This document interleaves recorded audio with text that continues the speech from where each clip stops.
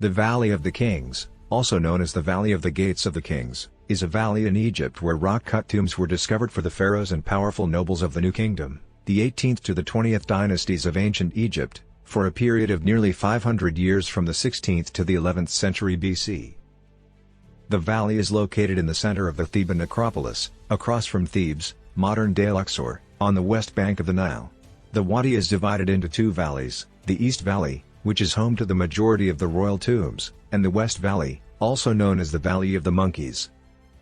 The valley is now known to have 65 tombs and chambers, ranging in size from KV-54, a modest pit, to KV-5, a sophisticated tomb with more than 120 chambers, discovered in 2005 and 2008, respectively. The important royal characters of the Egyptian New Kingdom as well as a number of favored nobles were primarily buried there. The representations from Egyptian mythology that decorate the royal tombs provide insight into the beliefs and burial customs of the time. Even though almost all of the tombs appear to have been broken into and looted in antiquity, they nonetheless provide insight into the wealth and authority of the pharaohs. Since the end of the 18th century, this region has been the focus of archaeological and Egyptological inquiry, and its tombs and graves continue to pique curiosity. The valley has been one of the most well-known archaeological sites in the world since the 1920s when the tomb of Tutankhamun was discovered there. In 1979, it and the rest of the Theban necropolis were designated as World Heritage Sites. The valley is still being explored, excavated, and conserved, and a new tourist attraction just opened. Over 1,000 feet of limestone and other sedimentary rock, interspersed with supple strata of marl, make up the cliffs of the valley and the neighboring Deir el-Bahari. The sedimentary rock was initially deposited between 35 and 56 million years ago, during a time when the Mediterranean Sea occasionally reached Aswan in the south. Constant rains created the valley out of the plateau throughout the Pleistocene. In this region of Egypt, there is very minimal rain throughout the year, although there are still sporadic flash floods. Tons of debris are thrown into the open tombs by these floods. In the valley, there is a wide range in the quality of the rock, from finely grained to coarse stone. Construction challenges were also brought on by the sporadic layer of shale since this rock expands in the presence of water, tearing away the stone around it. According on the kinds of rocks the tombs builders faced, several tombs are thought to have undergone size and shape changes. The tombs were built making use of the geological characteristics that were present. Some tombs were excavated from already existing limestone clefts, while others were hidden by scree slopes or situated at the edge of rock spurs left behind from former flood courses. Using ground-penetrating radar, the Amarna Royal Tombs project examined the valley floor between 1998 and 2002 and discovered that beneath the present-day surface, the valley's cliffs descend several meters to the bedrock in the valley floor in a series of abrupt, natural shelves arranged one beneath the other. Flash floods in the valley are frequently caused by sporadic, severe thunderstorms in the Theban highlands area. There are at least 7 active flood stream beds that descend into the valley's center, according to recent studies. There are multiple tombs buried beneath meters of debris in this central area, which appears to have been flooded at the end of the 18th dynasty. The fact that the tombs KV-55, KV-62, and KV-63 were carved out of wadi bedrock rather than debris indicates that the valley's level was 5 meters lower than it is today. Following this occurrence, later dynasties leveled the valley's bottom, causing the floods to deposit their contents further down the valley, and the buried tombs were forgotten until the early 20th century, when they were finally found. The Amarna Royal Tombs Project ground scanning radar survey focused on this region, which revealed many abnormalities, one of which was later identified as KV-63. The Peak of Alkern, also referred to as the Peak and by the ancient Egyptians as Tadihan, dominates the Theban hills. More than 1,000 years before the first royal graves carved here, it has a pyramid-like appearance that likely reflected the Old Kingdom's pyramids. Due to its remote location and ability to be guarded by specialized tomb police, the necropolis had limited access. The Giza Plateau's famous pyramid complex has come to represent ancient Egypt, but the bulk of tombs were carved out of solid rock. There are whole rock-cut tombs in Egypt that date back to the Old Kingdom, and the majority of pyramids and mastabas feature portions that were cut into the ground. Theban kings built grandiose tombs that displayed their newfound power following the destruction of the Hyksos and the unity of Egypt under Ahmose I. The graves of Ahmose I and his son Amenhotep I, whose exact site is unclear, were most likely in the Dra Abu el-Naga necropolis of the 17th dynasty. The earliest royal tombs in the Valley of the Kings were those of Amenhotep I and Thutmose I, whose advisor, Ineni, records in his tomb that the king was advised to place his tomb there. From roughly 1539 BC through 1075 BC, the valley was utilized for basic burials. Although non-royal burials continued in usurped tombs, the tomb complex has at least 63 tombs, starting with Thutmose I, or maybe earlier, under the reign of Amenhotep I. The Valley of the Kings, despite its name, also has the tombs of beloved nobles, as well as the spouses and children of both nobles and pharaohs. Because of this, only roughly 20 of the tomb's really house rulers remains. The remainder is made up of unmarked pits, embalming caches, and the bones of aristocrats and members of the royal family. In the distinct Valley of the Queens, work started about the period of Ramses I, ca. 1301 BC. The great and majestic necropolis of the millions of years of the pharaoh, life, strength, and health in the west of Thebes, also known as Ta Sekhet Ma'at, the Great Field, was the site's official name in antiquity. Beginning with the 18th dynasty, only kings were buried in the valley's spacious tombs. Non-royal people were buried in a little chamber carved out of rock, adjacent to the tomb of their master. Although Amenhotep III's son Akhenaten transferred the building of his tomb to Amarna, it is believed that the incomplete WV-25 was initially intended for him. Amenhotep III had his tomb built in the Western Valley. At the end of the 18th dynasty, with the return of religious orthodoxy, Tutankhamun, and Horemheb went back to the royal necropolis. Ramses II and later Ramses III each built a sizable tomb used for the burial of their sons, KV5 and KV3, respectively, which led to an upsurge in burials throughout the 19th and 20th dynasties, both here and in the Valley of the Queens. Some rulers are not buried in the valley or whose tomb has not yet been found. Ramses VIII appears to have been buried somewhere else, Smenkhkare's grave has never been found, and Thutmose II may have been buried at Dra Abu el Naga, despite the fact that his mummy was in the Deir el-Bahari tomb hoard. The pyramid tomb of a king was connected to a nearby funerary temple during the Pyramid Age. The king's burial locations in the Valley of the Kings were secret, therefore their mortuary temples were placed farther from them, closer to the fields facing Thebes. In the course of the different festivals hosted in the Theban necropolis, these mortuary temples became popular destinations. The beautiful Festival of the Valley, where the holy barks of Amun-Re, his bride, Mut, and son, Khonsu, departed from the temple at Karnak to pay respects at the tombs of deceased kings on the West Bank and at their shrines in the Theban necropolis, is the most noteworthy example. The workers from the town of Deir el-Medina, which is situated in a little wadi between this valley and the Valley of the Queens, facing Thebes, built and embellished the tombs. The laborers used several ways over the Theban highlands to reach the graves. Because these laborers' daily activities were documented in tombs and official records, they are quite well known. One of the occurrences that was recorded is arguably the first known workers' strike, which is described in the Turin Strike Papyrus. For the past 2 centuries, the valley has been a key area of modern Egyptological exploration. It was a popular tourist destination before this, particularly during the Roman era. The region serves as an example of how the study of ancient Egypt has evolved through time, beginning with antiquity hunting and culminating with the scientific excavation of the entire Theban necropolis. Only 11 of the tombs have been fully documented, despite the exploration and investigation mentioned below. These ancient travelers left graffiti on many of the tombs. Jules Baillet has discovered more than 2,100 graffiti occurrences in Greek and Latin, as well as fewer occurrences in Phoenician, Cypriot, Lycian, Coptic, and other languages. KV9 has slightly about 1,000 of the old graffiti, which makes up the majority of them. The earliest graffiti that can be positively dated is from 278 BC.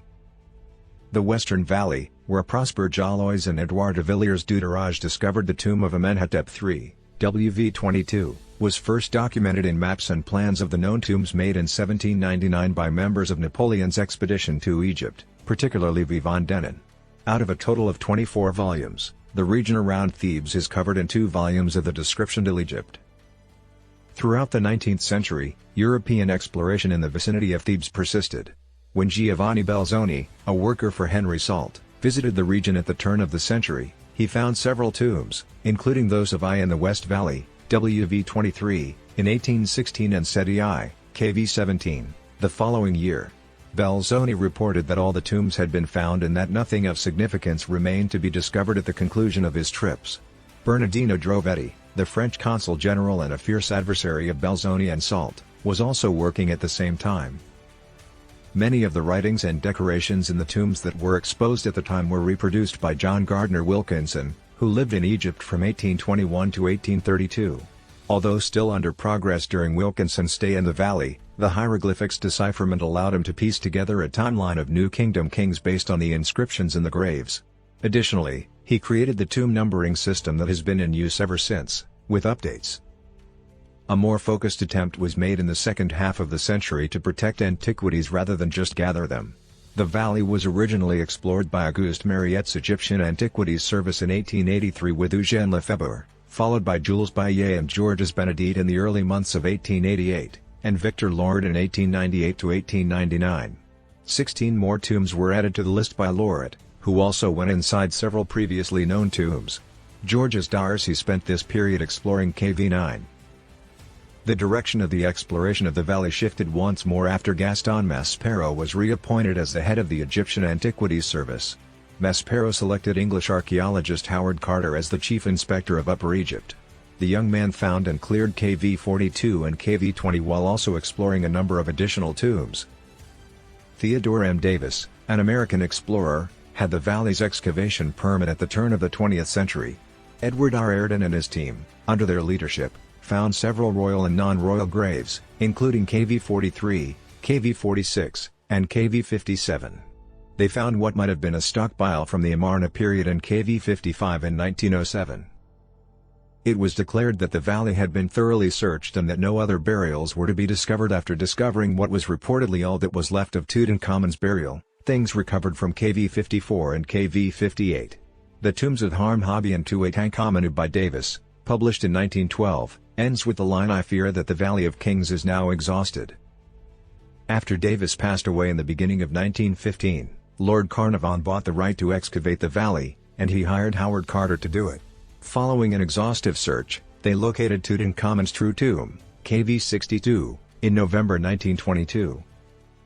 The valley has continued to be explored by numerous expeditions, substantially expanding our understanding of the region. Theban Mapping Project created new tomb signage in 2001 that included designs and information about the open graves. The earliest tombs, KV34 and KV43, were found in cliffs at the top of scree slopes, behind waterfalls that were supplied by storms. Burials moved down to the valley floor as these places filled up, then gradually moved back up the slopes as the valley bottom accumulated detritus. This explains where the tombs KV62 and KV63, which are buried in the valley floor, are located.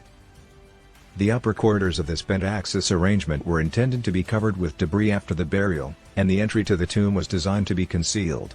After the Amarna period, the layout gradually straightened, with an intermediate jogged axis. The tomb of Horemheb, KV57, is typical of this layout and is one of the tombs that is occasionally open to the public, to the generally straight axis of the late 19th and 20th dynasties tombs, Ramses III's and Ramses IX's tombs, KV11 and KV6, respectively.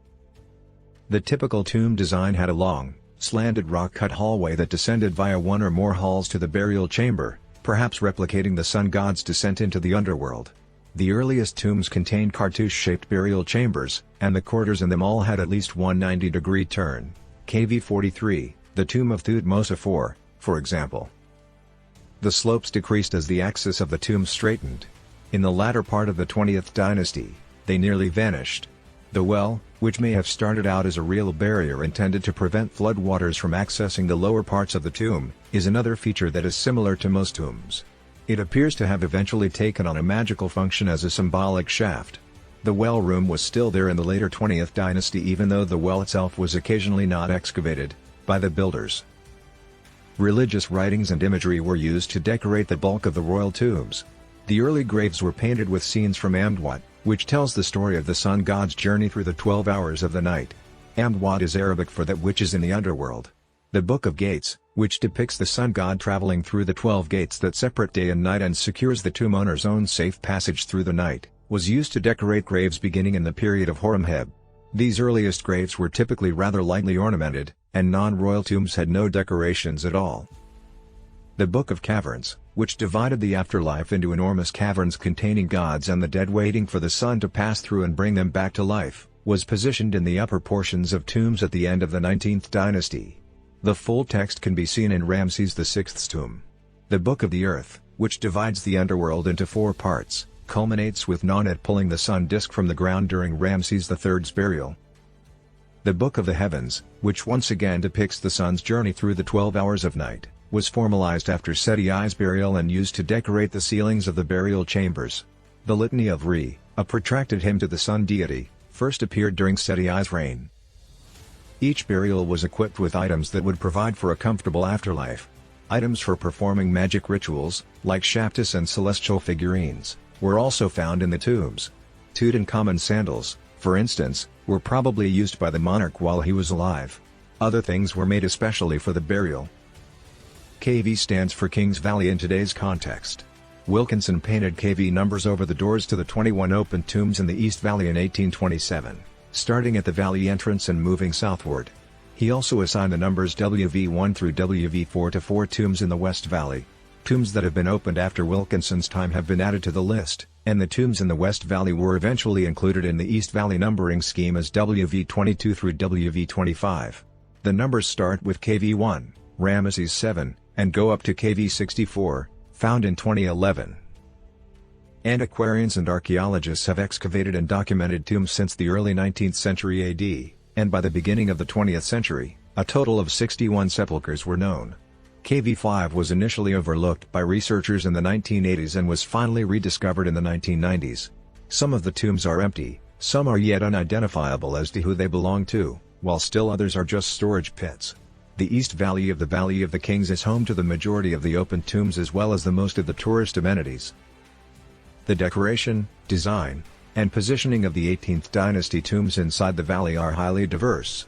It appears that there was no set strategy at beginning. The burial chamber of Hatshepsut's tomb lies 97 meters below the surface thanks to its unusual design, which involves bending and turning down more than 200 meters from the entrance. Since they both have a bent axis and modest adornment, the graves of Thutmose III and Thutmose IV, KV34 and KV43, are excellent examples of 18th dynasty tombs. The tombs gradually grew more regular and formalized. Amenhotep III's tomb, WV22, which is in the West Valley, is arguably the most spectacular tomb from this time period. It was revisited in the 1990s by a team from Japan's Waseda University, although access to it is restricted. The most well-known of these tombs is the combined tomb of Yuya and Jiyu, KV46, which was constructed at the same time as influential and powerful nobles started to be interred with the royal family. They might have been Queen Di's parents. This was the most well-preserved tomb that had been found in the valley up until the discovery of Tutankhamun's tomb. Following the conclusion of the Amarna period, the layout of royal graves changed, with the later dynasty a straight axis gradually replacing the intermediate jogged axis. There is a tomb beginning in the Western Valley that is believed to have been started for Akhenaten, although there is nothing more than a gateway and some stairs. Nearby lies the tomb of I, Tutankhamun's successor. Given the similarity of its decoration to Tutankhamun's, it is likely that this tomb was first intended for him before being seized for I's burial. This would imply that KV62 might have been I's initial tomb, which would account for its peculiar design and diminutive size. The remaining Amarna period tombs are situated in a more condensed location in the East Valley's center, together with a potential mummy cache, KV55, which may hold the remains of a number of Amarna period royals, including Di and Smenkhare or Akhenaten. Nearly every tomb in Egypt has been robbed. The hardships of tomb raiders are described in several papyri that have been discovered. Most of these originate from the late 20th dynasty. One of them, Papyrus Myr-B, which was most likely written in the 8th or 9th year of Ramses X, or around 1118 BC, depicts the looting of Ramses VI's tomb. The abundance of treasures in tombs served as a major incentive for robberies. The valley appears to have likewise been the victim of state looting during the fictitious civil war that began during the reign of Ramses XI. All the treasures were taken out of the tombs once they were opened, and the mummies were gathered into 2 sizable caches. Majority of the tombs are not accessible to the general public. Officials occasionally close the ones that are available for restoration work. 18 of the tombs can be opened, but they are rarely open at the same time. Due to the high volume of visitors, there is now a separate fee to enter the tomb at KV62. There is only one open tomb in the West Valley, that of I, and entry to this tomb requires a special ticket. Inside the tombs, tour guides are no longer permitted to provide lectures, and tourists are required to move quietly and in a single file. This reduces the amount of time people spend in the tombs and protects the decoration surfaces from crowds. Islamist terrorists from Al-Ghama al-Islamiyah slaughtered 58 tourists and 4 Egyptians in 1997 at adjacent Deir el-Bahari. The result was a general decline in tourism in the region. An average of 4,000 to 5,000 people visit the main valley on most days of the week. There is only one in the West Valley, therefore it receives substantially less traffic.